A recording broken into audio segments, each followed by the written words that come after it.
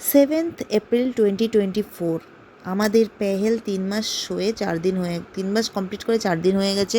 তো আমার বাড়িতে বসে একদম ভালো লাগছিল না, তো ভাবলাম যে কোথাও একটু বাইরে যাই, কারণ দম আটকে আসছিলো এতদিন ধরে বাড়িতে থেকে থেকে। তো পেহেলকে নিয়ে ফার্স্ট বেরোলাম যখন ওকে শপিং মল দেখানোর জন্য।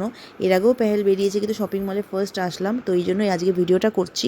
তো দিদি আর গুলুও গিয়েছিল আমাদের সাথে। তো দিদি আর গুলু নিচে শপিং করছিল, আর আমাদের একটু খিদে খিদে পাওয়াতে আমরা ভাবলাম উপরে গিয়ে কোনো রেস্টুরেন্টে গিয়ে বসবো, পরে দিদিদেরকে ডেকে নেবো। তো এইভাবে ভেগাতে খুঁজতে খুঁজতে পেয়ে গেলাম এই যে দ্য কফি শপ। এখানে আগেও আমরা এসেছি, তো ভাবলাম যে এখানেই বসে পড়ি। গুলুরও হয়তো জায়গাটা পছন্দ হতে পারে।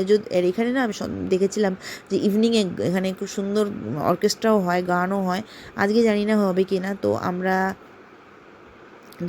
এটা তখন দুপুর কাটিয়ে বিকেল জাস্ট হয়েছে এরকম। তো আমি প্রবীণকে কফি শপে বসেছে, আমি উপর থেকে দেখছি যে দিদিরা আসছে কিনা। দিদিকে ফোনে বলে দিলাম যে এই মানে এই কফি শপটাই আমরা আছি, তো ও চিনতে পারবে কিনা, তাই জন্য বারবার এসে আমি উপর থেকে দেখে যাচ্ছিলাম এসছে কিনা। আর উপর থেকে ভিউটা খুব সুন্দর লাগছিল, কারণ এটা 7th এপ্রিল আর কয়েকদিন পরেই হচ্ছে পয়লা বৈশাখ। তো পয়লা বৈশাখের জন্য পুরো ফ্লোরটাকে সাজানো হয়েছে। আর উপর থেকে দেখতে দেখতে এই যে দেখতে পেলাম দিদি আর গুলো আসছে শপিং করে। ওরা তখনও মনে হয় আমাকে দেখেনি, তো ওরা আসছে আর আমি এটাকে ভিডিও করে নিচ্ছি। আর উপর থেকে কি সুন্দর লাগছে যে এটা পয়লা বৈশাখের জন্য সাজানো হয়েছে পুরো ফ্লোর, মানে শপিং মলটাকেই। তো দিদি আর গুলু যে আলটিমেট চলে এসেছে, আমি এখানে দাঁড়িয়ে আছি আর বললাম যে ওদেরকে যা ওখানে ওই রেস্টুরেন্টেই চল, এখানেই আমরা বসে, প্রবীণ বসে আছে পুচকুকে নিয়ে। তো দিদি আর গুলু এদিকে যাচ্ছে আর আমি তো একটু ভিডিও করছিলাম। তো দিদিকে বললাম তুই একটু দাঁড়াবি, ফটো তুলবো কি না।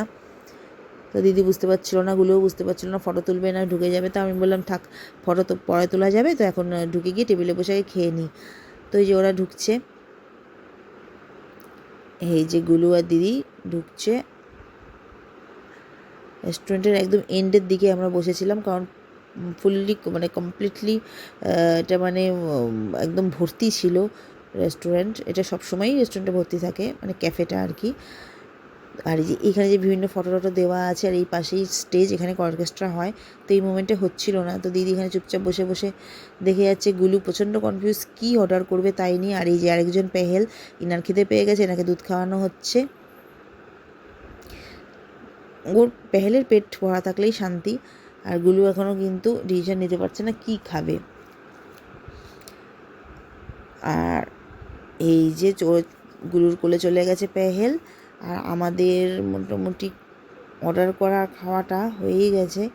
আর একটু ভাবছিলাম আইসক্রিম খাবো। আর এই যে গুলুকে নিয়ে, সরি পেহেলকে নিয়ে গুলু বসে আছে। দিদি হয়েছে ছোট দিদি, অনেক দায়িত্ব। এই যে বসে আছে। আর আমাকে দেখা গেল ফাইনালি আমি চোখের চশমা পরে, হ্যাঁ আমার বেবি হওয়ার পর থেকে আমি একটু চোখে একটু অল্প অল্প একটু প্রবলেম হচ্ছে। তো ডক্টর দেখানোতে ডক্টর আমাকে বলেছে যে আমার মাইনাস পাওয়ার, মানে দূরেরটা একটু দেখতে প্রবলেম হয়, আর যদি আমি চশমা না পরি তাহলে কিন্তু আরও প্রবলেম হতে পারে। তো পরে গিয়েছি চশমা, আর আমি তো একটু চশমাতে কমফোর্টেবল না।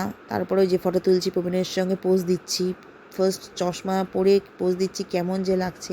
আর এইদিকে দিদিও নিজে নিজে ফটো তোলা শুরু করে দিয়েছে ক্যামেরায়।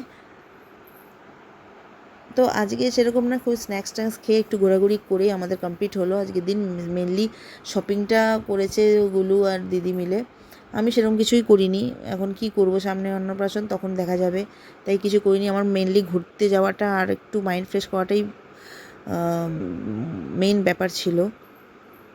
তো এখানে আমরা দাঁড়িয়ে আছি, প্রবীণ গাড়ি নিয়ে আসবে, তো তখন এখানে দাঁড়িয়ে দাঁড়িয়ে দেখছি সব কিছু।